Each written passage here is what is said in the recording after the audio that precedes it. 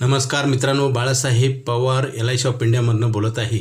मित्रांनो, आपला जी खर्च असतो अन्न, वस्त्र, निवारा आणि हॉस्पिटलची गरज, ह्या खर्चासाठी आपण तरतूद केली पाहिजे. जर आपण तरतूद नाही केली तर उत्पन्न कधीही बंद पडू शकतो आणि एक दिवस रिटायरमेंट तरी येणार असतं. त्याच्यानंतर कसं करणार?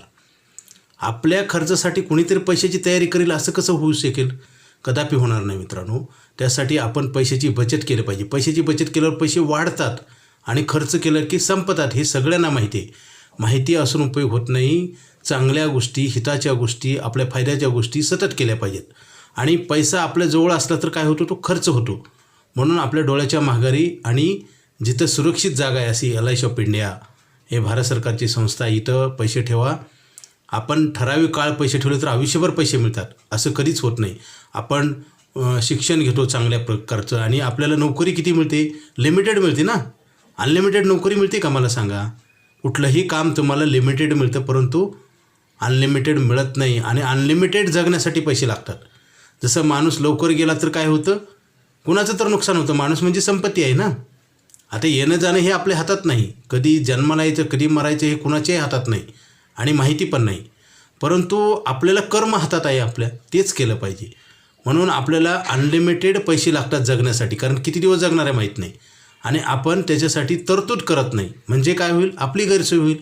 जसं एखाद्या गावाला जाताना आपण बुकिंग नाही करत आणि अचानक गावाला निघालो तर आपल्याला बसायला सीट पण मिळणार नाही. पैसे तर द्यावे लागतील.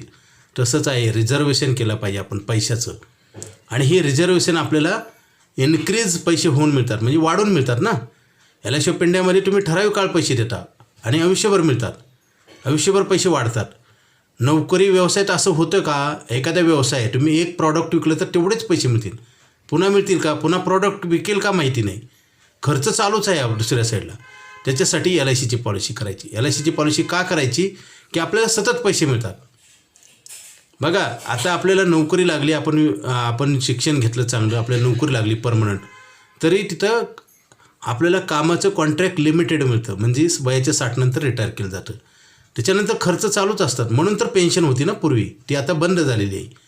तर आपण पेन्शन करत नाही, म्हणजे आपण आपल्यासाठी भविष्यात अडचणी वाढवून ठेवतो आहे. मित्रांनो, काय असतं? चांगल्या गोष्टी करताना त्रास होतो, परंतु नंतर त्याचा नक्की फायदा होतो. हे पेपरवर लिहून आहे, तोंडी नाही. आपल्याला पेपरवर लिहून कामाचं कॉन्ट्रॅक्ट म्हणजे परमनंट लेटर मिळतं, परंतु काम केल्यावर पैसे द्यायचं कॉन्ट्रॅक्ट असतं. म्हणून आयुष्यभर पैसे मिळणारा प्लॅन आणि मेडिक्लेमची पॉलिसी दोन्ही घेणं गरजेचं आहे. त्यासाठी अर्जंट फोन करा.